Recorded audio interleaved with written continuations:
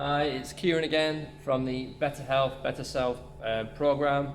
We are on session 5 this week. I hope you had a great week last week and you managed to achieve everything that you set out to achieve. We are hopefully going to have this wrapped up in roughly about 20 minutes.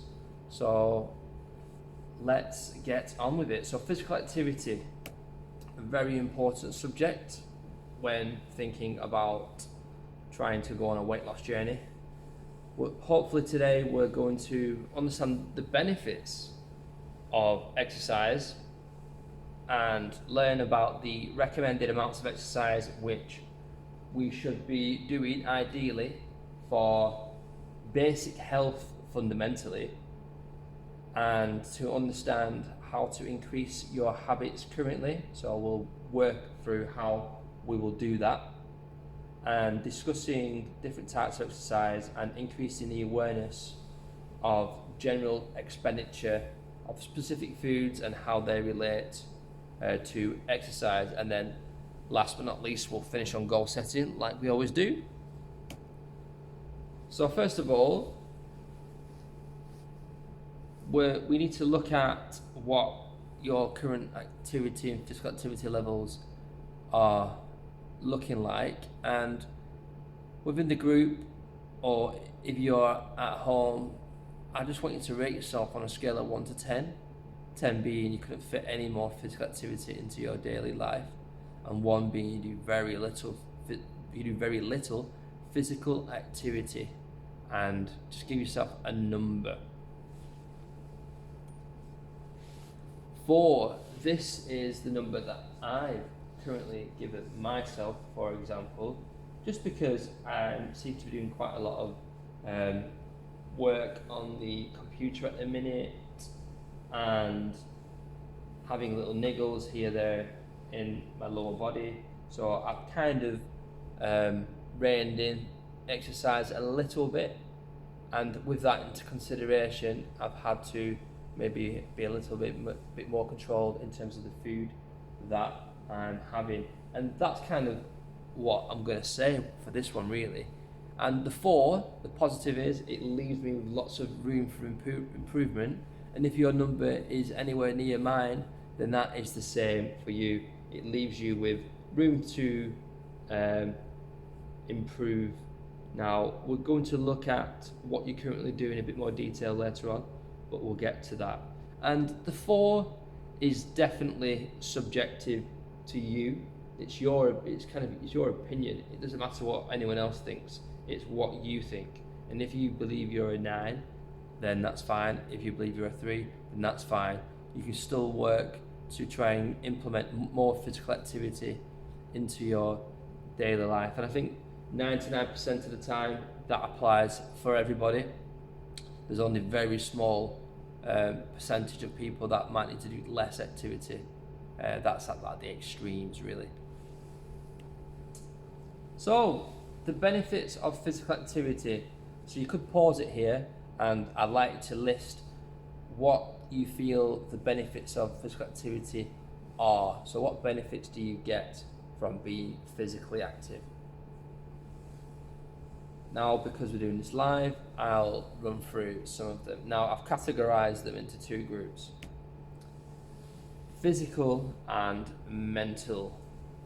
So the benefits of exercise, they will improve your fitness, help with manage your weight, or help with your weight management journey, improve your sleep, reduce blood pressure, energy levels, then going on to mental aspects, improving concentration and learning, improving mood, improving confidence. You've got the ability to meet new people and reduce stress. Now, this list is not exhausted by any means, so you might have come up with some of your own benefits of physical activity, and that's fab. That's exactly what we want to see. Lots and lots of benefits. So when you're maybe not feeling as physically active, just maybe reflect on what the benefits are of actually being more physically active throughout your day-to-day life. and there's lots of positives to aim for. Now, I'd like you to also write down in your own words how exercise, as well as improvements in your diet, are the perfect recipe for long-term positive change. So if you could just write down an answer to that, that would be great. Again, if you're watching this at home, press pause, because I'm now going to read and show you what I've written here. So by doing both will help with motivation and allow for greater opportunities to feel good about yourself whilst seeing improvements in both areas to produce a desired goal and the additional benefits for strength and fitness. Now you might have something similar on the lines, maybe you feel happier and it's helping you to lose weight or maintain weight. Kind of means the same thing as what I put, really. And by including physical activity, PH, as part of your new lifestyle, you will be creating a new habit, which is one that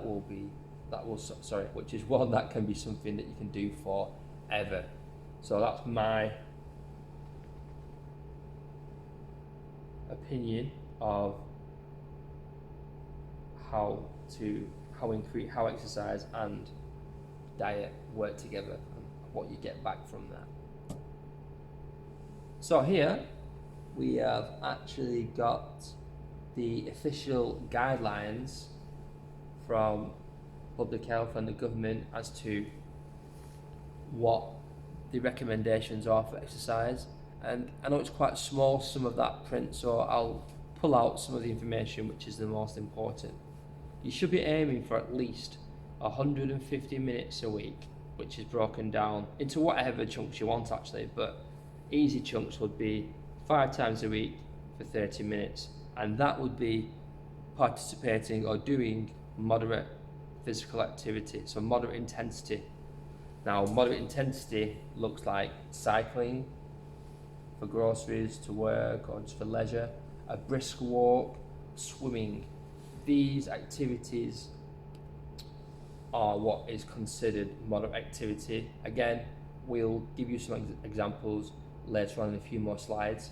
If you're capable of working at higher intensity, that you would require less time to do so. So this will be 75 minutes, and that again can be done in different chunks, but it could be as easy as 15 minutes, 5 times a week, but you're working at an intensity where you are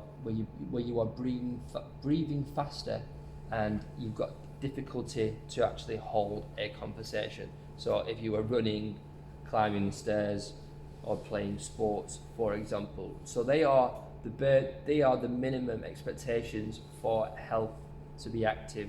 Also on there, you can see in the middle, build strength. Ideally, to help keep your muscles, bones and joints strong, you would build strength you work on that at least twice a week, whether that be in the gym, at home, doing some yoga, on the TV, or in the gym again, or maybe you're carrying heavy bags. So trying to do some sort of strength, some loading of the body really.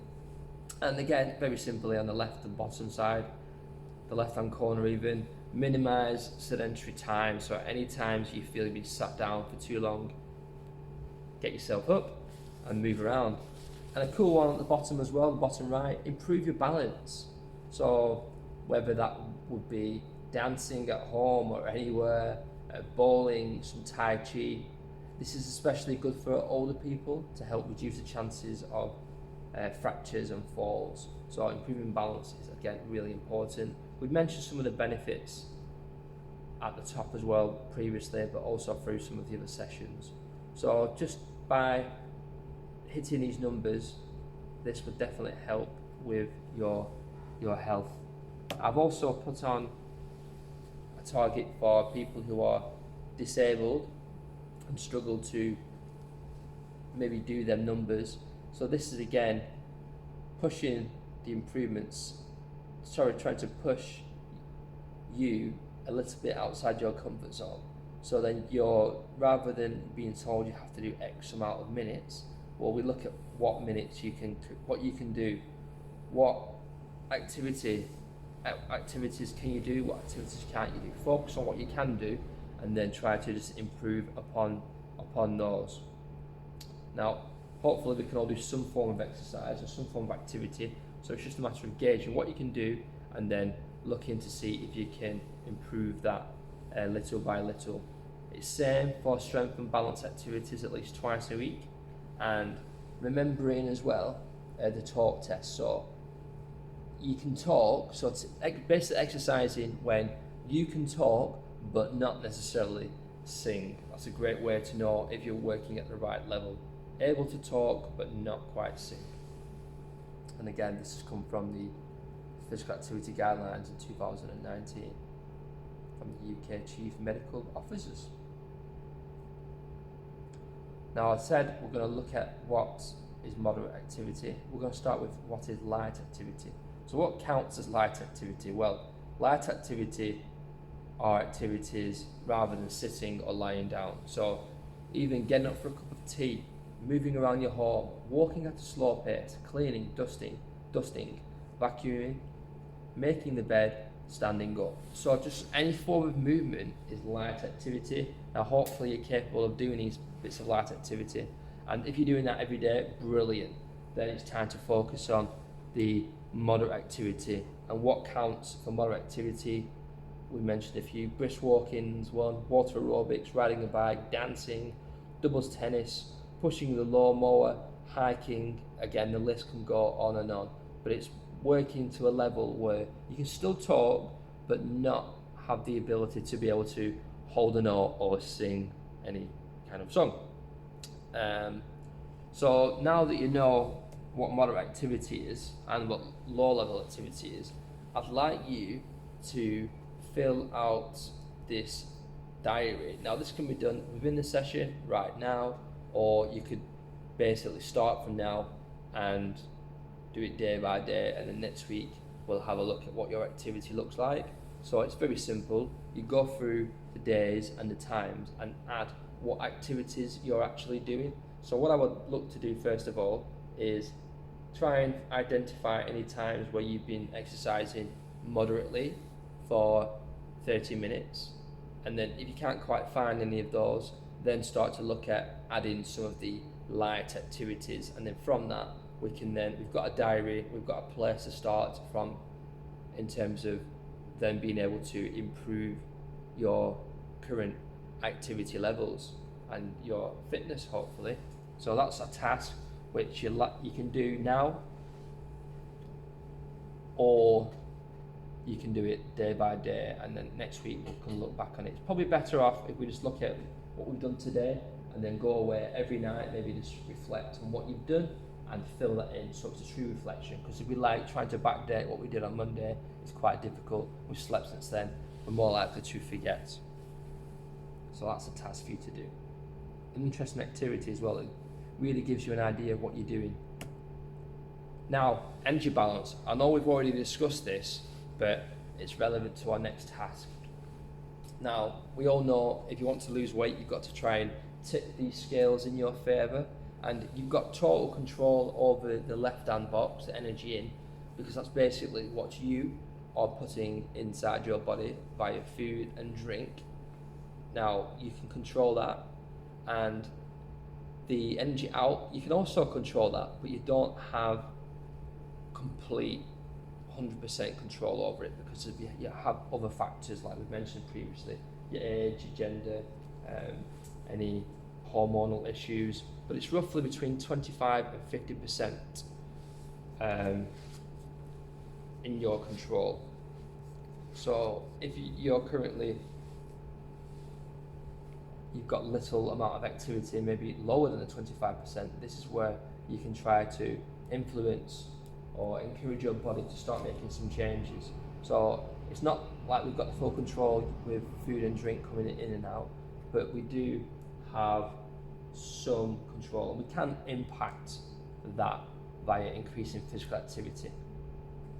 But you can't, remember, you've probably heard it before, very cliche, but you can't out-exercise a poor diet.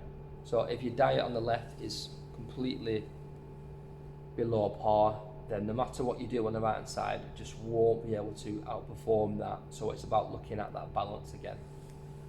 I hope that makes sense. Now, a simple activity is looking at what activities cost in terms of calories, in terms of food, and what that looks like. It's just a little bit of a guessing game, so you know roughly what foods would warrant what kind of activity and vice versa. So we've looked at some activities which would burn 100 calories, 200 calories and 300 calories, and that's also equated to the foods on there as well. So first of all, we have an hour's hoovering and also an hour's laundry. So these are both, you'd burn 100 calories hoovering for an hour or doing the laundry for an hour. So that's an additional 100 calories that you would burn. You could do half an hour laundry and half an hour hoovering. That would still be the same 100 calories. We've then got 30 minutes with the lawnmower and 1 hour brisk walk. They would both burn 200 calories. And bike riding, roughly about 10 miles per hour, so quite leisurely really on average for an hour, and that would burn 300 calories. Now the aim of the game here now is to match the foods that you can see on here, which is from left to right: a hot chocolate with full fat milk, 20 crisps, 3 biscuits actually, and 4 pieces of chocolate, cubes of chocolate, and you have the fizzy drink, and then above that you have the croissant. So again, let's see if you can guess what food matches what activity. So I'm going to reveal them now. So 20 crisps will be the equivalent of 100 calories, or hoovering for an hour, or doing the laundry for an hour. 3 biscuits would be 200 calories, which would equate to the walking and the lawnmower. And then you've got the croissant, which would be 300 calories from a coffee shop, and that will be the same as a bike. We've got some more. 4 squares of chocolate would be 100 calories again. The 500ml fizzy drink would be 200 calories, and the medium hot chocolate full fat milk would be 300 calories. So you have that on there. Now, it's not to say that I've had this piece of chocolate and I have to now go and do an exercise. It's just to build an understanding and awareness of what foods cost what in terms of energy. Now, we've done something similar earlier on, a few weeks ago, and we just want to build our knowledge of what foods would actually carry in terms of calories. And let's say, for example, you have had a good day, you've been doing your normal activity, you've done 30 minutes of some exercise, and then you've also done an initial an hour, so maybe you've done an hour and 30 minutes. Doing an hour and 30 minutes moderate activity, which is quite a lot, would then allow for the additional 3 biscuits to be added onto a already healthy, balanced diet really. So that's one way of looking at it. Don't necessarily look at it as a reward system. It's just knowing that if you are having, let's say you're having a chocolate bar and then a couple of bags of crisp, or 1 bag of crisp, and then the hot chocolate and some of the biscuits, these are not necessarily substantial meals. They're also the kind of snacks, but this is where snacking can make your weight loss journey difficult. Just because you've had a couple of biscuits, it doesn't seem like a lot. A chocolate bar, a hot chocolate, you're looking at 1, 2, 3, 4, 5, 6, maybe 700 calories just from those foods, and that's quite a lot really when you take into consideration if you're already at the limit of what foods you're able to have. You add them into the equation, and that's what can make weight loss difficult. So it's not saying that you can't have these, it's just have an awareness of what impact they can potentially have, but also have an awareness of the positive, what impact doing extra activities around the house and leisurely can also have on your body. So yeah, focusing on the positive there. Lastly, we're going to look at some of the physical activities which are currently available locally. So you might have already heard of some of these. We have the walk and talk group, which is run by the Chorley Buddies. You've got Diane's classes. They are Diane does fitness, and she also has a class which we do on a Thursday called Stretch, Tone and Relax. It's like an introduction to exercise really. She also does classes involving Nordic walking, Pilates, which is seated and standing, and plus we also have some Zumba, some dancing. And there's also the leisure centre provisions for the gym and swim. And below that you've got the Ramblers walking groups. I've got a list on here, these are quite small. Sorry about that. Previous slide. The health walks. Now these health walks are completely free of charge. They are currently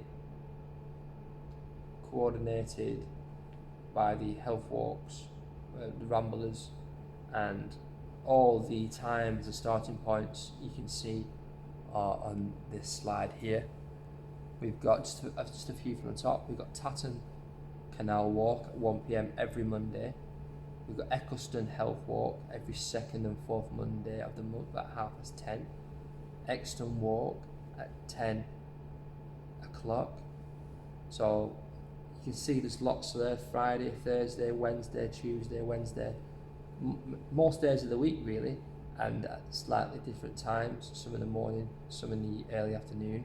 All of these walks you can, there's no dress code required, and you can just turn up and go along as long as you meet at the location where it says. You can go along to these walks.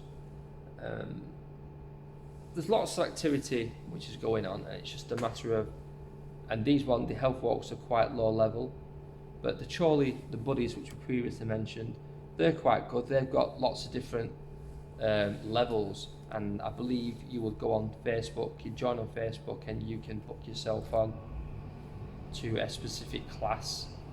So you might say, I'm quite a good walker, but maybe at the beginning they would put you in a group which would be tailored towards your fitness levels. And Diane's classes again, they're really good because they cater for all different needs, and people's ailments as well are taken into consideration. So there's lots of activities available. Again, this list is not complete. There's lots going on, and if you can maybe after this maybe add some comments or contact us via Facebook page, or other activities that you know are available at different times which are free and which obviously maybe have a cost as well, that will be great. It's a matter of just putting all these activities together so we are all aware of what's going on in our local area. Lastly, goal setting: smart, specific, measurable, attainable, relevant and town bound. Now this is a time what we all like to do, where we all like to sit down and try to come up with 1 or 2 goals, actions to work towards for that week. Maybe reflect on what goals you did last week, and maybe try to find some improvements on those, or something completely different. But nevertheless, set a goal which you can realistically achieve. So what are you currently doing now? Work that out and then try and aim a little bit higher. But just make sure that it's specific, it's measurable, attainable, relevant and time bound. I hope you've enjoyed that session for today.